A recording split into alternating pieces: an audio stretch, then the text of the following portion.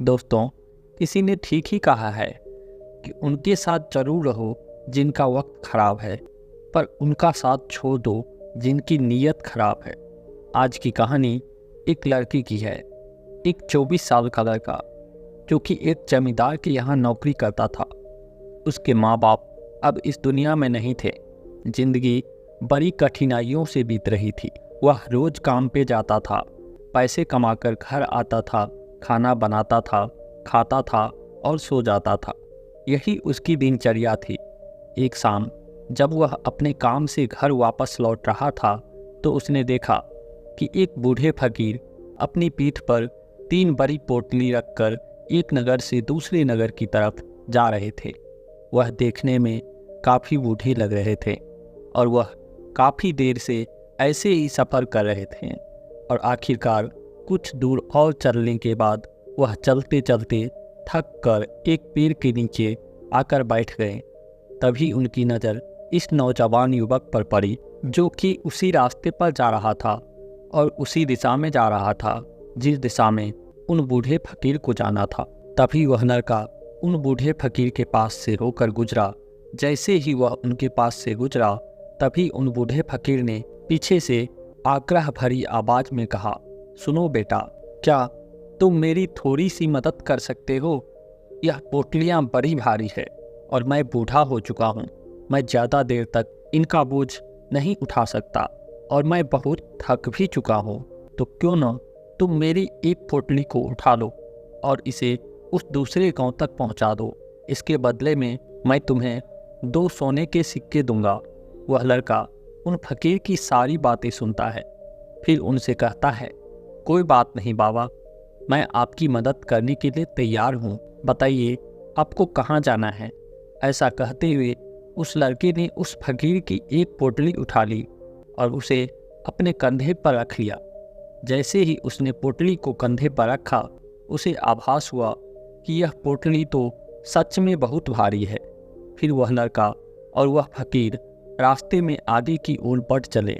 कुछ देर तक चलने के बाद देखते ही देखते वह गांव खत्म होने लगा और अब एक सुनसान रास्ता आगे की ओर जा रहा था। वे दोनों अपने रास्ते पर होकर आगे की ओर बढ़ रहे थे। जब वे दोनों भीड़ से पूरी तरह से अलग हो गए तब वह लड़का उन फकीर से कहता है कि बाबा, इस पोटली में आखिर ऐसा क्या रखा है जिससे यह पोटली इतनी भारी है? इस पर वह फकीर बाबा जवाब देते हुए कहते हैं कि कुछ नहीं बेटा, बस इसमें कुछ तांबे के सिक्के भरे हुए हैं, इसीलिए यह इतनी भारी है। उन फकीर की यह बात सुनकर वह लड़का मन ही मन सोचने लगता है, यह बाबा जरूर कोई व्यापारी है, तभी तो इतने सारे तांबे के सिक्के साथ लेकर चल रहे हैं। लेकिन तभी उसके मन में एक और विचार आया, मुझे इन सब से क्या मतलब, मुझे तो सिर्फ इस पोटली को दूसरे गांव तक पहुंचाना है। जैसे ही उसके मन में यह विचार आया उसने तांबे के सिक्कों का ख्याल अपने मन से निकाल दिया और मस्त होकर अपने मार्ग में आगे की ओर बढ़ने लगा। चलते चलते कुछ और समय बीता और वे दोनों एक नदी के किनारे आ पहुँचे। वह लड़का काफ़ी हट्टा कट्टा था और काफ़ी चुस्त और तंदुरुस्त भी था, इसीलिए वह बिना ज़्यादा सोचे उस नदी में उतर जाता है। परंतु वह फकीर अभी भी किनारे पर ही खड़े थे। यह देखकर वह लड़का उन फकीर से कहता है, क्या हुआ बाबा, क्यों रुक गए? आइए, हमें इस नदी को पार करना होगा, तभी तो हम उस गांव तक पहुंच पाएंगे। इस पर वह फकीर उस लड़के से कहता है, मैं जानता हूँ बेटा कि हमें यह नदी पार करनी ही होगी, पर जैसा कि तुम देख ही रहे हो, मैं अब बूढ़ा हो चुका हूँ, इसीलिए यह 2-2 पोटलियाँ एक साथ लेकर यह नदी पार नहीं कर सकता। इसमें अगर मेरा पैर फिसल गया तो फिर मैं आगे का सफ़र कैसे पूरा करूँगा? क्या तुम मेरी एक पोटली और ले सकते हो? मैं तुम्हें इसके बदले में भी 2 सोने के सिक्के और दूंगा। इस पर वह लड़का मुस्कुराते हुए उन फकीर से कहता है, बाबा, आप मुझे शर्मिंदा कर रहे हैं। अगर आप मुझे सोने के सिक्के न भी दें तब भी मैं आपका कार्य अवश्य करूंगा। मैं आपको उस दूसरे गांव तक अवश्य पहुंचाऊंगा। इस पर वह फकीर मुस्कुराते हुए कहते हैं, बेटा तुम तो बड़े ही भले आदमी मालूम पड़ते हो। इतना कहकर उन्होंने वह दूसरी गठरी भी उस लड़के को थमा दी। जब उस लड़के ने वह दूसरी गठरी अपने कंधे पर रखी तब उसे यह गठरी भी बहुत ज़्यादा भारी लगी, किंतु उसने वहाँ पर कुछ नहीं कहा। जैसे तैसे उन दोनों ने वह नदी पार कर ली। नदी पार करने के बाद बातों ही बातों में उस लड़के ने उन फकीर से कहा, बाबा आखिर इस दूसरी गठरी में क्या है, क्योंकि यह भी बहुत भारी है। इसका उत्तर देते हुए बाबा कहते हैं, बेटा इस गठरी में चांदी के सिक्के हैं, इसीलिए इस गठरी में भी काफ़ी वजन है। उन फकीर की यह सारी बातें सुनकर अब उस लड़के का दिमाग तेजी से काम करने लगा था। वह सोचने लगा था, एक गठरी में तांबे के सिक्के हैं और दूसरी में चांदी के। ऐसा लग रहा है जैसे यह फकीर बाबा बहुत दूर से आ रहे हैं और इन्होंने अपनी सारी ज़मीन जायदाद बेचकर यह सिक्के इकट्ठा किए होंगे, इसीलिए तो यह इतना धन अपने साथ लेकर चल रहे हैं। लेकिन वह लड़का उन फकीर बाबा से कुछ भी नहीं कहता और वे दोनों चुपचाप अपने मार्ग में आगे की ओर बढ़ते चले जाते हैं। कुछ देर चलने के बाद आगे फिर एक सुनसान रास्ता आता है। उस सुनसान रास्ते पर आते ही उस नौजवान लड़के के मन में तरह तरह के विचार उठने लगते हैं। वह सोचने लगता है, अरे यह तो सुनसान रास्ता है, अगर मैं यह सिक्के लेकर यहाँ से भाग जाऊँ तो यह फकीर भला कब तक मेरे पीछे भागेंगे। मुझे नहीं लगता कि यह मुझे कैसे भी पकड़ पाएंगे और यहाँ तो कोई है भी नहीं जो इनकी मदद कर पाए, और वैसे भी यह बहुत सारे सिक्के हैं। मैं इनसे एक अच्छा दुकान खरीद सकता हूँ और खुद का व्यापार भी शुरू कर सकता हूँ, और वैसे भी यह बूढ़ा फकीर अब इस धन का क्या करेगा। इससे अच्छा तो मैं ही इसे ले लेता हूँ। वह लड़का यह सब सोच ही रहा था कि तभी उसे खुद पर आश्चर्य होने लगा। अरे मैं यह सब क्या सोच रहा हूँ। यह फकीर बाबा न जाने कहाँ से आ रहे होंगे और न जाने कितनी मेहनत करके इन्होंने यह सिक्के इकट्ठे किए होंगे। मुझे इनका फ़ायदा नहीं उठाना चाहिए। नहीं नहीं, मुझे ऐसा नहीं करना चाहिए। उसने कुछ देर के लिए तो अपने मन के विचारों पर काबू कर लिया, किंतु कुछ देर बाद देखते ही देखते उसके मन के लालच भरे विचार उस पर हावी होने लगे। वह लड़का 2 पोटलियां लेकर उन फकीर के पीछे पीछे चल रहा था। कुछ दूर और चलने पर रास्ते में एक पहाड़ी आई। इस पर वह फकीर बाबा उस लड़के से कहते हैं, बेटा यह पहाड़ी मैं नहीं चढ़ पाऊंगा, मैं काफी बूढ़ा हो चुका हूँ और मुझे घुटनों में भी दर्द है। यदि तुम मेरी तीसरी गठरी भी ले लो तो मैं तुम्हें 3 और स्वर्ण मुद्राएं दूंगा, लेकिन यह याद रखना यह गठरी कहीं खुल ना जाए। इस पर वह लड़का उस फकीर से कहता है, बाबा आखिर इसमें ऐसा क्या है। इस पर वह फकीर उस लड़के से कहते हैं, बेटा इसमें स्वर्ण मुद्राएं हैं। यह सुनकर वह लड़का मन ही मन बहुत प्रसन्न हुआ। उसने चुपचाप वह गठरी भी उन फकीर से ले ली और देखते ही देखते दोनों मार्ग में आगे की ओर बढ़ने लगे। अब वह फकीर बिना कोई वजन लिए हुए आराम से पहाड़ की चढ़ाई पर चढ़ रहे थे, किंतु वह नौजवान लड़का जो पीछे था वह वजन के कारण बहुत धीरे धीरे चल रहा था। लेकिन जब से उसने सोने का नाम सुना उसका मन तो छलांग मार रहा था। वह मन ही मन सोच रहा था, अगर मुझे यह सारा धन मिल जाए तो मेरा पूरा जीवन तो आराम से कट जाएगा। वैसे भी यह बाबा तो बूढ़े हो चुके हैं, भला उसको इतने पैसों की क्या जरूरत है। इसका जीवन तो वैसे भी कट चुका है। मैं एक काम करता हूँ, यह सारे पैसे लेकर यहाँ से भाग जाता हूँ। लड़की के मन में अनगिनत विचार उत्पन्न होने लगे थे। लड़की का मन अब उसकी बुद्धि पर पूरी तरह से हावी हो चुका था और उस लड़के का मन अपनी बात को सही साबित करने के लिए उससे कुछ भी कह रहा था। और तभी उस लड़के के मन में एक और विचार उत्पन्न हुआ और अब की बार वह लड़का यह सोच रहा था, लगता है यह फकीर बाबा कोई चोर है, वरना इसके पास इतनी सारी स्वर्ण मुद्राएं कहाँ से आएगी। अगर यह कोई व्यापारी होते तो भला यह इस तरह से पैदल यात्रा तो नहीं करते, और अगर इसके पास इतने सारे पैसे थे तो यह कोई न कोई साधन तो अवश्य कर सकते थे। लगता है यह कोई चोर है और चोर से चोरी करने में भला क्या बुराई है। यह सोचता हुआ वह लड़का अब उन फकीर से तेजी से आगे की ओर बढ़ रहा था और देखते ही देखते वह फकीर से आगे भी निकल चुका था और वह यह सोच रहा था कि जैसे ही इस पहाड़ की ढलान आएगी मैं तीनों गठरी लेकर भाग जाऊंगा। इससे यह सारे पैसे मेरे हो जाएंगे और मेरी गरीबी भी हमेशा हमेशा के लिए दूर हो जाएगी। मैं जो चाहूँगा मैं वह कर पाऊंगा। मेरे पास बहुत सारा धन होगा। और देखते ही देखते वह दोनों पहाड़ की चोटी पर पहुंच गए और अब ढलान का रास्ता शुरू होने वाला था। तभी वह लड़का उन फकीर से नजरें बचाकर यह तीनों गठरी लेकर भागता हुआ आगे बढ़ गया। अब उसे अपना शरीर बहुत हल्का महसूस हो रहा था, मानो उसे उन तीनों गठरी का वजन बिल्कुल हल्का मालूम पड़ रहा हो।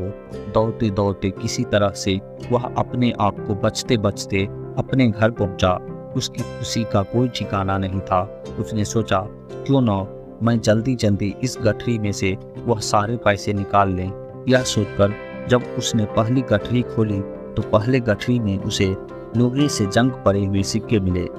उसे यकीन नहीं हुआ। इस पर उसने फटाफट दूसरी गठरी भी खोल डाली। उसमें भी उसे लोहे के जंग लगे हुए सिक्के ही निकले। यह सब देखकर वह लड़का बड़ा हैरान था। आखिर यह सब क्या हो रहा है? उन फकीर ने तो मुझे कुछ और ही कहा था। आखिर उसने सोने वाली तीसरी गठरी भी खोल डाली और उसमें भी लोहे के जंग लगे हुए सिक्के ही निकले।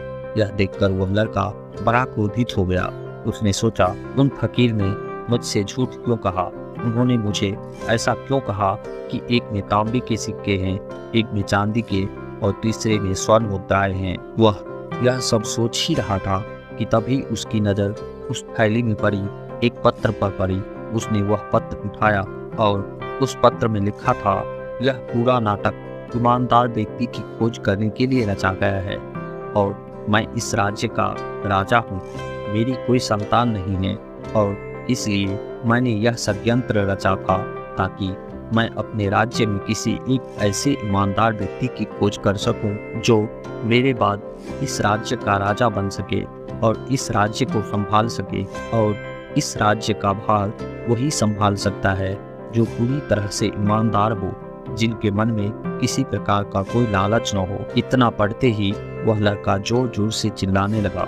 वह सर पकड़कर बैठ गया। वह यह जानता था कि यदि वह अपने मन के विचारों पर काबू कर लेता तो उसका जीवन संवर सकता था, लेकिन वह अपने मन के विचारों पर काबू नहीं कर पाया। दोस्तों, महात्मा बुद्ध कहते हैं कि मन ही सब कुछ है।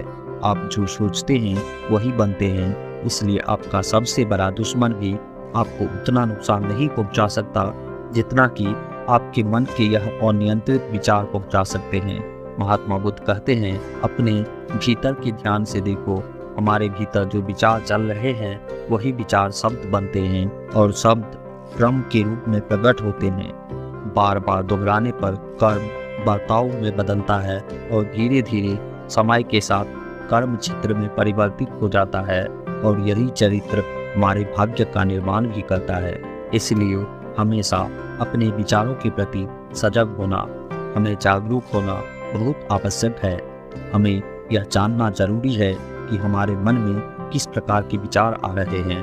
आगे महात्मा बुद्ध कहते हैं कि कर्म हमेशा छोटी विचार से शुरू होती है।